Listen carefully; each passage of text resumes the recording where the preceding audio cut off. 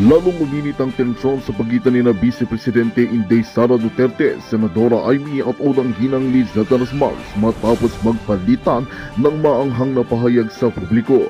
Ayon sa mga insider, nagsimula ang hidwaan sa mga hindi pagkakaunawaan ukol sa direksyon ng pamahalaan at mga isyong may kinalaman sa kapangyarihan at impluwensya sa loob ng administrasyon.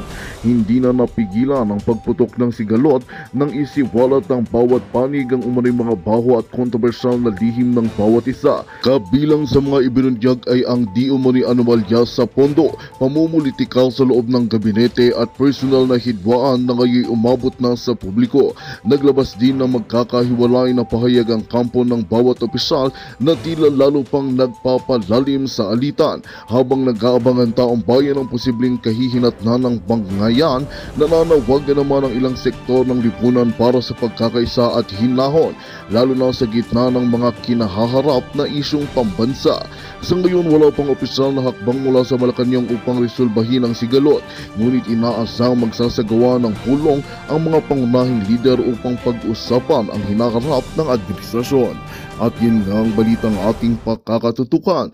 Ngunit bago ang lahat, siguraduhin mag-subscribe at ihitang notification bell para sa patuloy na pagtutok sa mga sulip ng bagong balita sa tunay na boses ng masa.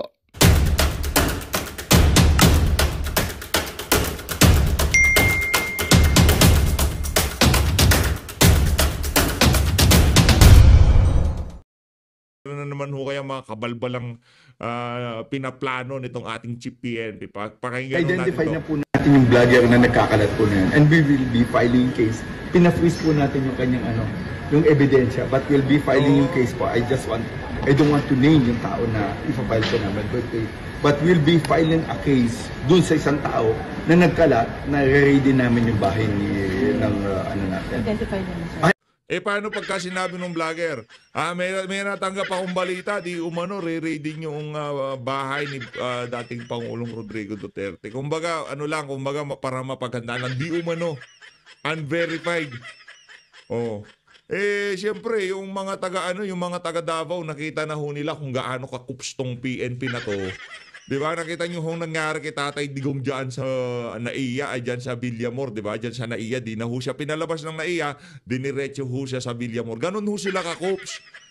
Kaya kung pinaghandaan man yan ng mga taga Davao, yun ang problema nyo. Nasunog ang madilim na plano nyo dyan sa PNP. Di umano kung sakali mang merong ganyan. Napag-uusapan natin to dahil merong naglalabasang balitang ganyan. Na itong si Marbil, may kakasuhan daw yung vlogger na nagpakalat na re-raiding yung bahay ni dating Pangulong Rodrigo Duterte. Ang sabihin mo, Marbil, masama lang ang loob mo. Kasi yung plano nyo, bulilyaso. Hindi natamnan ng kung ano-ano yung bahay ni Tatay Digong. May mali ba natin kung magtanim kayo ng mga talbos ng kamuti dyan, kamuting kahoy, di ba? Mahilig ko kasi sa ganyan yan. Diba? Mahilig sila sa ganyan. Kaya doon sa KOJC SID, sinakita nyo naman ng mga kababayan, lahat ng miyembro dapat pagka mayroong galaw ang mga pulis na yan, binibidyohan. Kasi mga kups yan. Hindi ho mapagkakatiwalaan. Paano ho natin nasabing hindi mapagkakatiwalaan? Mamaya ho sa susunod na video natin, meron ho tayong ipapanuuring video na kung saan yung pulis inaaresto yung isang driver na kung saan nasa loob siya ng isang armored na sasakyan, tapos nagpaputok daw po siya ng bar. Sa pagkakaalam natin, pagka armored yung isang sasakyan na yan, yung bintana niyan hindi bumababa. Yun, hindi bumababa ang bintana ng mga armored na yan. Ngayon yung isang pulis, siguro nagpapagamit sa mga politiko dun sa lugar nila, pati ho yung driver, sila na nga ang natamaan ng bala, sila pa ang inaaresto. Ganon ho ang pulis ngayong mga panahon na to. Ito sinasabi natin dito. Identified po. With name? Yeah, of course. Dun sa vlogger po. Kailan, sir, ang filing? Ang sabi po ng director ng ACG namin today po. Yan ang mga tupaki nyo, mga vlogger. Diba, pagkaabalahan nyo, ubusin yung oras nyo sa mga vlogger. Yan na nga ba sinasabi natin. Mga kababayan, i-share nyo itong video na to para makita ng sambayan ng Pilipino kung gaano kakopsya ang ating PNP.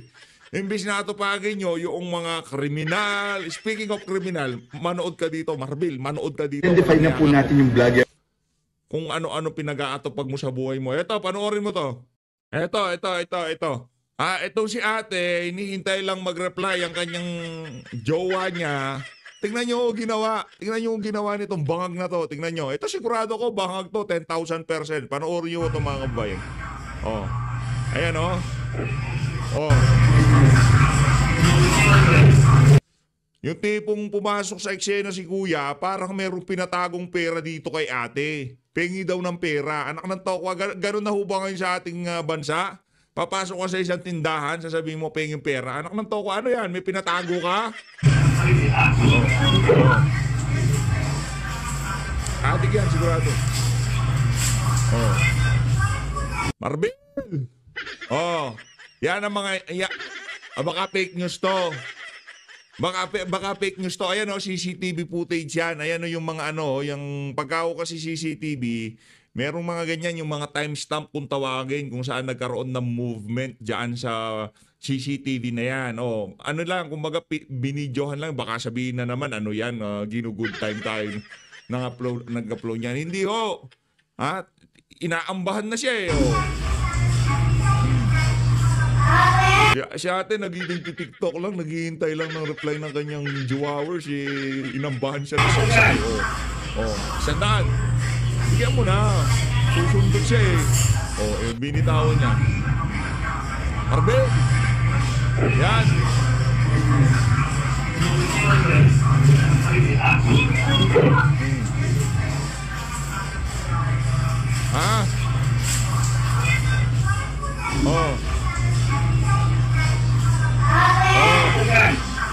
Isandaan. Ganyan o ngayon. Anong inaatupag ni Marbil? Pagsasampa ng kaso sa mga vlogger. Atupagin nyo yung mga bangag na pakalat-kalat at namemerwisyo ng mga naghahanap buhay. Yan ang mga atupagin nyo. Mga walang hiya kayo, sasabihin nyo na naman yan, fake news yan. Lahat na lang fake news pagka merong nangyayari kriminalidad. Alam nyo mga kababayan, na nakita natin yung nangyari dyan sa Esitex, no? Grabe ho. No, mag-ingat ho kayo sa mga driver dyan, sa mga, napakadelikado ho ngayon sa daan. Daming bangag. Merong mga hindi bangag, sa sobrang hirap ng buhay, nagdodoble kayo, nakakatulog na lang. Di ba? Yung bar driver daw, inararo yung dalawang sasakyan, parang talagang sila parang lata ng sardinas na pinukpok tapos, di ba, ganun nung, mag-ingat ho sa mga laging bumabiyahe dyan. Naku, kailangan ho, dapat alerto.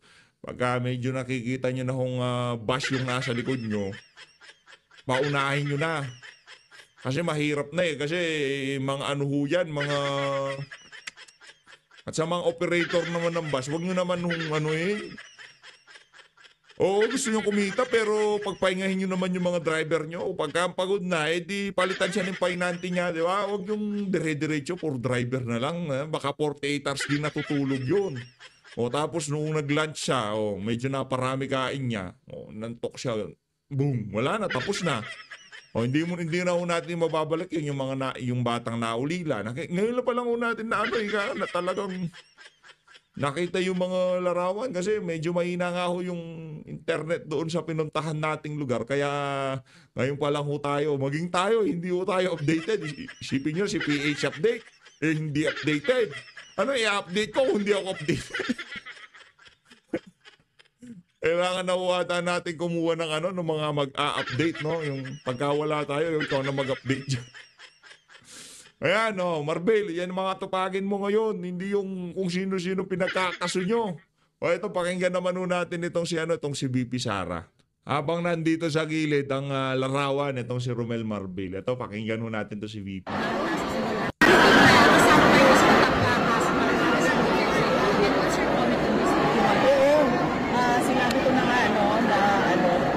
Wala namang ibang ginawa ang administrasyon na ito kundi pamumulitika lang at paninira sa mga kalaban nila sa politika. Kung napansin ninyo noong lumabas yung malaking issue ng blanco sa mga blanco sa budget at maraming nagtatanong at maraming nagsasabi na unconstitutional yung budget. Tinanong kung paano maging legal yung paggamit nila ng pera, puro blanco yung nasa loob ng budget, ay lumabas mas yung impeachment po. Yun yun. Tapos, nung nagkaroon ng malaking krimen sa Estados Unidos na merong namatay dahil sa drug overdose, at kung makikita ninyo doon sa police report ay nandoon ang pangalan ni First Lady Lisa Marcos na isa sa mga tao doon sa loob ng kwarto kung saan yung tao ay nag-overdose sa suspected drug. Ibig sabihin, totoo yun. Hindi pa naman natin sinasakyan yung balita na yun. Pagka si BP na nagsabi niyan, nako, kailangan na ho nating makinig dyan. Dahil yan noong una, mga alingas-ngas lang yan. Ayaw ho nating sakyan kasi di nagpapakita si Butod. Baka biglang masunog o kung ano pa man. Kung si BP na ho maglalabas niyan, ibang usapan na yan. Meron hong mga meron hong mga natatanggap na impormasyon yan na hindi ho for public consumption, Meron hong meron nagpi-feed sa kanya ng mga larawan, dokumento, impormasyon o kung ano pa man. Vice President to yan eh. Ibig sabihin, nasa loob ho talaga. Di umano. Yang si Kokak, nung nangyari ang pagkalango sa pulburon at kinasawi doong, di ba, pagkalabas nung issue na yon, kung maalala pa natin, bigla hong inaresto si dating Pangulong Rodrigo Duterte para hindi mapag-usapan yung pagkasawi noong mama na di umano kasama nila sa kanilang US trip. Yun ho yun. Di ba, umiinit yung issue. Naku, kasama yan nitong sila Putad, nitong sila...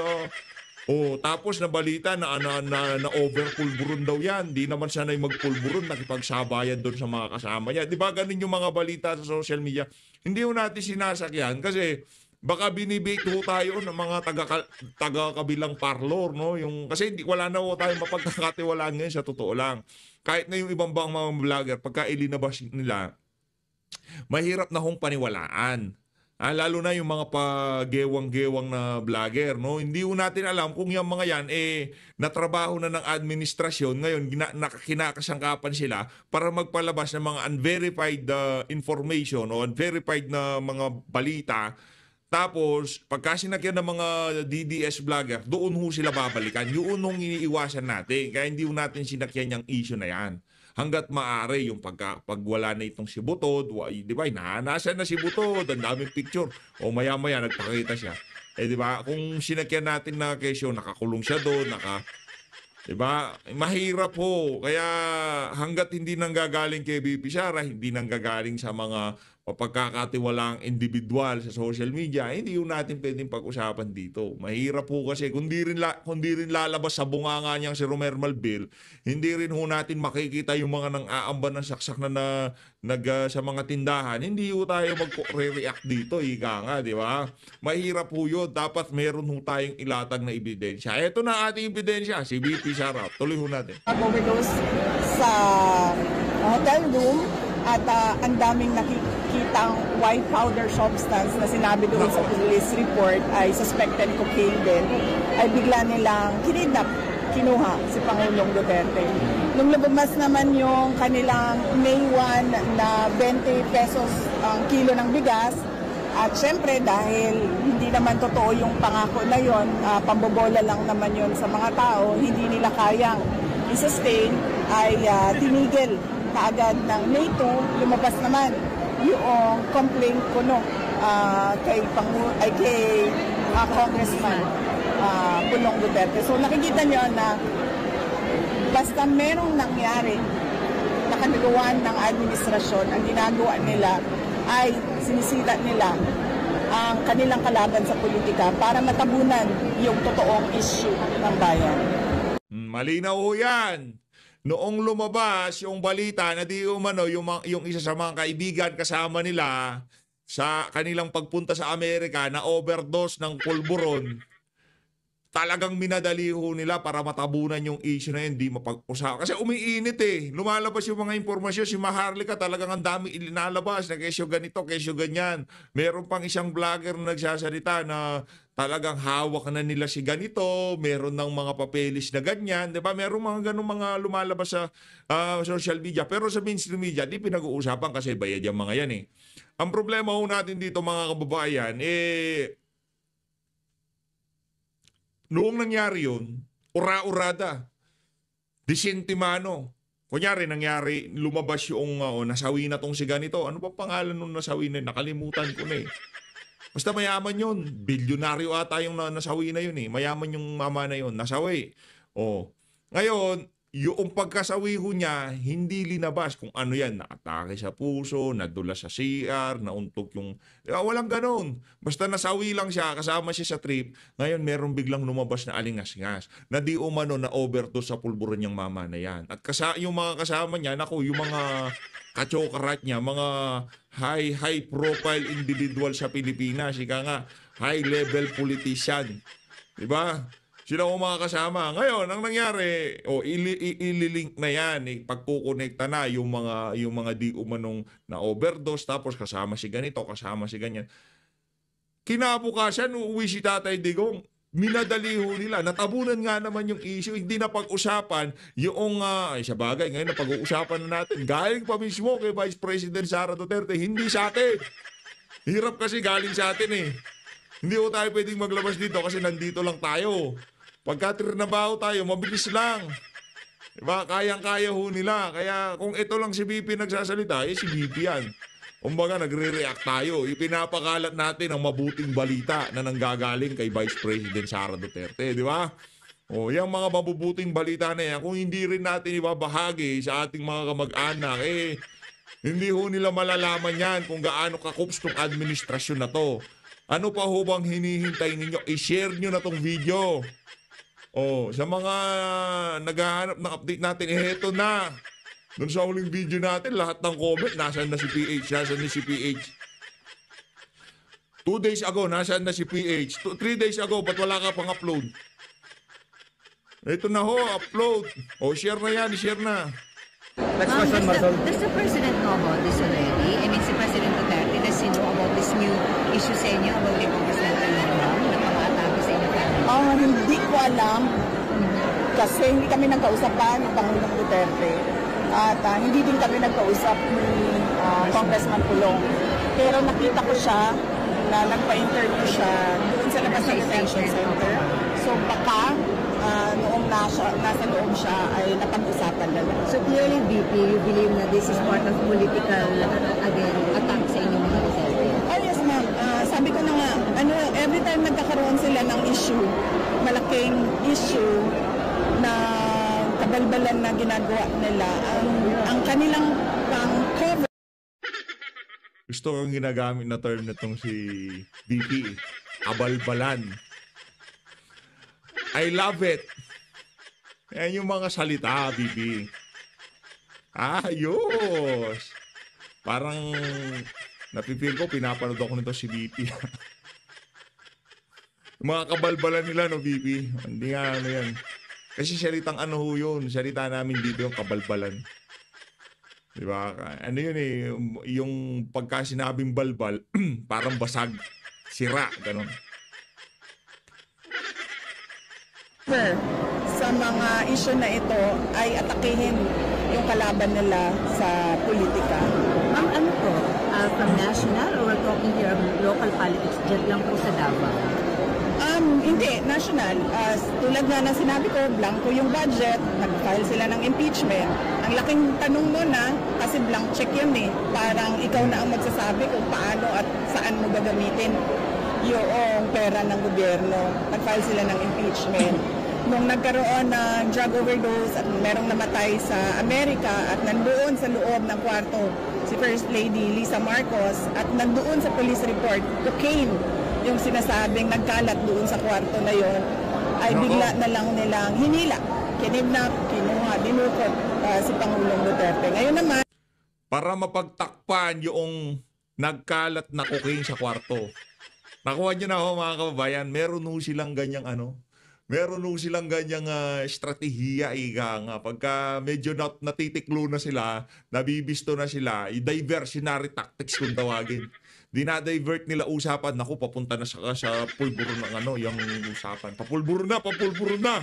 Meron pa na overdose sa pulburon. Diba? Anong ginawa nila? Hinuli si Tatay Digong. Sa loob nga ng 2 buwan, si Tatay Digong pinag-uusapan. Hanggang ngayong mga panahon na to. Ngayong pumalpak yung 20 pesos na bigas nito si Bangag, anong ginawa? Kakasuhan daw si Kong Pulong. Naku! Yan na nga ba sinasabi natin na talaga na mga ibang klase ho itong na to, itong administrasyon na to.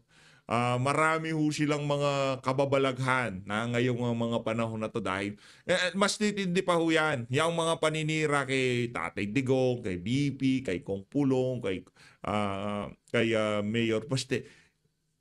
Ano pa ho yan? Kumbaga sa level, nasa pa lang ho tayo, nasa mid pa lang ho tayo, wala pa tayo sa high. Kasi kung nakikita nyo yung trajectory ng administrasyon na to, sa loob ng 2 taon, medyo, kumbaga, pumipiyok na sila. Kumbaga, lumalabas yung pagiging bangag nila. First year pa nga lang, naku, bumabangag na sila. Second year, third year, naku, yan na, medyo nasa kalagitnaan na ho tayo ng kabagagan nila, kaya ganyan ho na ating na-experience. Imagine niyo na lang mga kababayan, aabot ho tayo doon sa ika-6 na taon ng administrasyon na to. Isipin niyo ho mga kababayan, gaano ho katinding kabangagan ang gagawin nila para wasakin ang kanilang potential opponent sa 2028 presidential election. Di ba? Ito lang iba kundi si Vice President Sara Duterte ang merong pinakamataas na approval at trust rating ngayong mga panahon na to. Sa kabila ng panggigiba dyan sa confidential fund, okay din nung nakapagpahinga tayo ng ilang araw. No? Nakapaglakad-lakad tayo, nakita ho natin na yung realidad dito sa social media, hindi ho yun ang nangyayari sa labas ng sa labas ng social media, ika nga. Yung dito sobrang, yung mga kababayan natin, sobrang babad na babad. Siguro itong circle natin na to, meron ho tayong community, di ba? Tayo dito yung iba dyan, mga agresibo, maiinit ang ulo, maya-maya lang, talagang murahan sa social. Meron ganun eh. Pero yung realidad ho, kumbaga kung titignan natin sa 100% ng mga Pilipino, siguro nasa lang ho tayo sa social media. Kung totoo magpapakatotoo ho ako sa inyo. Ito, posibleng mali ako, posibleng tama ako. Wala naman ho tayong pakialam dyan. Basta ang atin lang naman dito, ilalabas ko lang kung ano yung sa lobbying ko.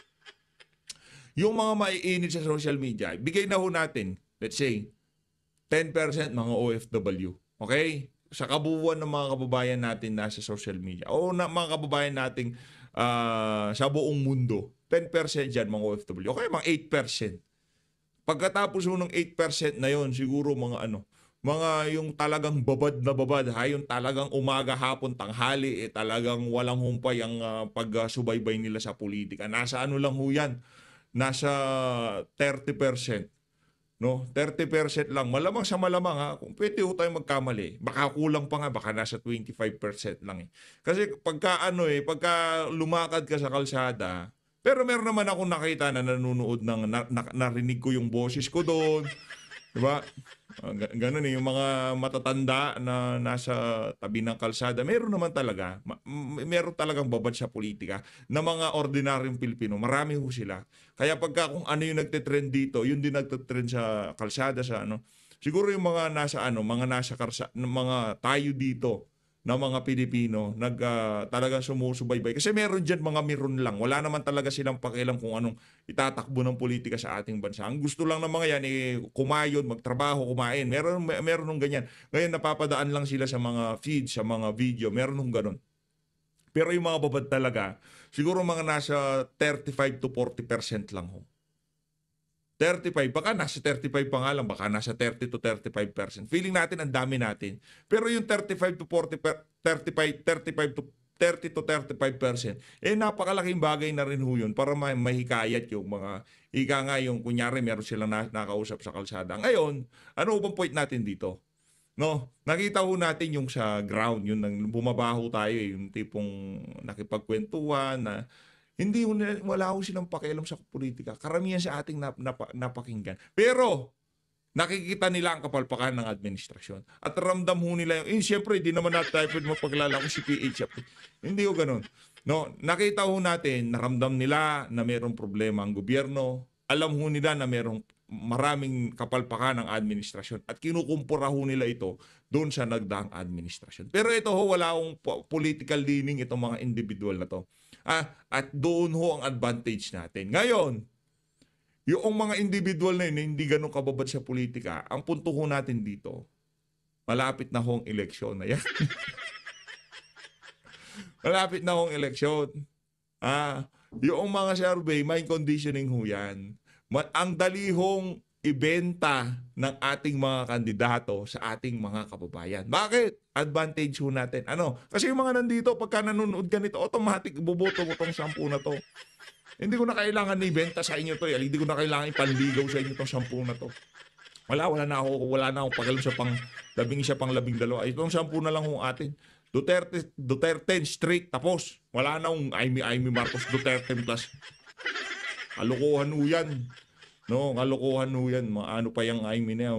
Sige, papiliin ko kayo. Yung pinaka-ano na dito.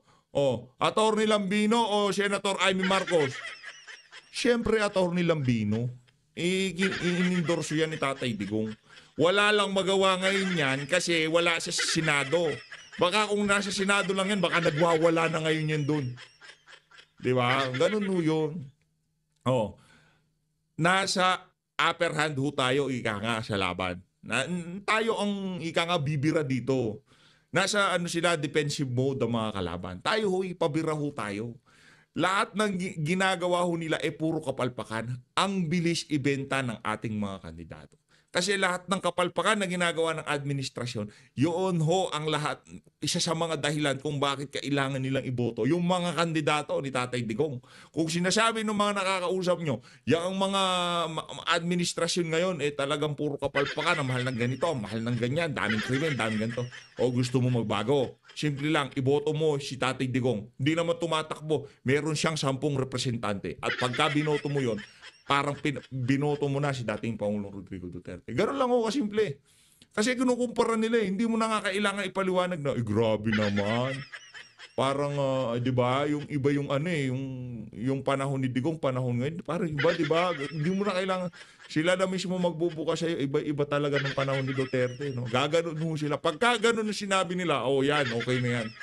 Ika nga, target lock ka na dyan, yan na yung mo, target lock, focus ka dyan, Gusto mo ba ng style Duterte ulit? Babalik natin. Meron akong dito, recommendation. 10 ito. Pagka binoto mo itong 10 na to, automatic parang binoto mo na si Duterte. Yun ang sinasabi natin dito. Kaya vote straight, PDP laban straight, Duterte, yan hong 10 na yan. No ifs, no buts. Yan ho, sila ho ang ating iboboto. Tuloy. 20 pesos ang kilo ng bigas, isang araw lang, tapos na, wala na. Magandang balita ang hatid namin sa inyo ngayong araw. Sa pagtatapos ng aming balitaan, nagbigay kami ng mga mahalagang impormasyon. Maraming salamat sa pagtutok at pagsuporta sa aming programa. Huwag kalimutang manatili sa mga susunod na araw para sa mga bagong balita at mga kwento na dapat nating abangan. Mula sa Boses ng Masa, magandang araw, Pilipinas!